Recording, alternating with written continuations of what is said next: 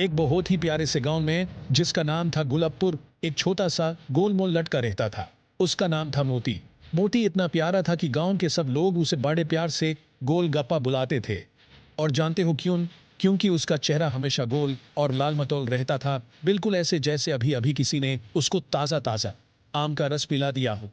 मोती की आंखों में हमेशा एक चमक रहती थी और उसकी मुस्कुराहट देखकर सबका दिन बन जाता था। मोती की एक बड़ी ही अजीब और प्यारी आदत थी। जब भी वो स्कूल जाने के लिए घर से निकलता, रास्ते में किसी न किसी चीज में फंस जाए। कभी वो रंग बिरंगी टिकलियों का पीछा करते करते दूर निकल जाता, कभी किसी प्यारी सी बिल्ली को दूध पिलाने लगता, और कभी कभी तो आम के पेड़ के नीचे बैठकर घंटों आम गिरने का इंतजार करता रहता। उसके लिए दुनिया एक खेल का मैदान थी और हर चीज में एक नया एडवेंचर छुपा होता था।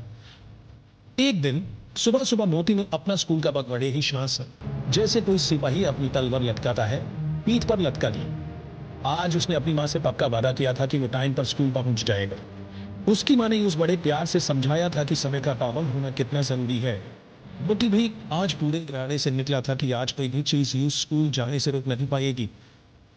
मगर जैसे ही वो गांव के पुराने बरगद के पेड़ के पास से गुजरा, उसकी नजर जमीन पर पड़े एक चमकते हुए छोटे से पत्थर पर पड़ी। सूरज की पहली किरण उस पत्थर पर पड़ते ही वो बिल्कुल सोने की तरह चमक रहा था। उसकी चमक इतनी तेज थी कि मोती की आंखें चौंधिया गए। उसने सोचा, अरे वाह, ये तो बिल्कुल सोना लग रहा है। मोती के दिमाग में तुरंत एक ख्याल आया। इसने सोचा, अगर ये असली सोना हुआ तो मैं तो अमीर बन जाऊंगा। फिर मैं गांव का सबसे बड़ा और सबसे स्वादिष्ट लड्डू शॉप खोल दूंगा। उसके चेहरे पर एक बड़ी सी मुस्कुराहट आ गई। उसने झुका और बड़े प्यार से उस चमकते हुए पत्थर को उठा लिया। जैसे ही उसने पत्थर को अपने हाथ में लिए, एक हल्की सी टिंग की आवाज आई, जैसे किसी घंटी की हो, और पत्थर हल्की तेज चमका। पठार ने एक पतली सी, जैसे हवा में गुनगुनाती हुई आवाज में कहा, मैं एक जरूरी पठार हूँ और तुम अब मेरे मालिक बन गए हो। तुम्हें एक छुपा हुआ खजाना मिलने वाला है। मोती की आंखें हैरानी से मोती मोती हो गई। उसने उत्सुकता से पूछा, खजाना मतलब सोना, चांदी, डायमंड्स और लड्डू। उसकी आंखों में लड्डू की तस्वीर घूमने लगी। पत्थर हल्का सा हंसा, जैसे उसकी आवाज में खुशी खुली। उसने कहा, लड्डू का पता नहीं, लेकिन हाँ, तुम्हें एक बहुत बड़ी चीज मिलेगी। लेकिन एक शर्त है, तुम्हें 3 इम्तिहान पास करने होंगे। अगर तुमने ये 3 इम्तिहान हिम्मत और अकाल से पास कर लिए तो खजाना तुम्हारा होगा। मोती ने अपनी गर्दन हिलाई, वो तैयार था। जादुई पत्थर ने मोती को गांव के किनारे ले जाके एक पतला सा लकड़ी का पुल दिखाया। पुल के नीचे एक तेज बहती नदी थी, जिसका पानी हरा और नीला मिलकर चमक रहा था। नाड़ी की धारा इतनी तेज थी कि उस देखकर ही डर लग रहा था। मोती ने पुल को देखा और घबरा कर बोला, अरे ये तो एक बिल्ली के चलने का रास्ता लगता है। मैं तो सीधा डूब जाऊंगा। उसके चेहरे पर चिंता की लकीरें नजर आईं। पाथर ने यूज हिम्मत देते हुए कहा, दार के आगे खजाना है मोती, ध्यान से चाल और नीचे मत देख। अपने कदमों पर भरोसा रख। मोती ने अपनी सांस रोकी और एक एक कदम बड़े ध्यान से रखा। कभी पुल हिलता, कभी मोती का पैर फिसलता, लेकिन उसने हिम्मत नहीं हारी। उसने अपनी आंखें बंद कर ली और बस आगे बढ़ता रहा। 5 मिनट की मुश्किल के बाद वो पुल पार कर गए। पुल के दूसरी तरफ पहुंचकर मोती ने लंबी सांस ली और बोला, अफ, अगर मैं नीचे गिरता तो गांव वाले मुझे मोती मछली बुलाते।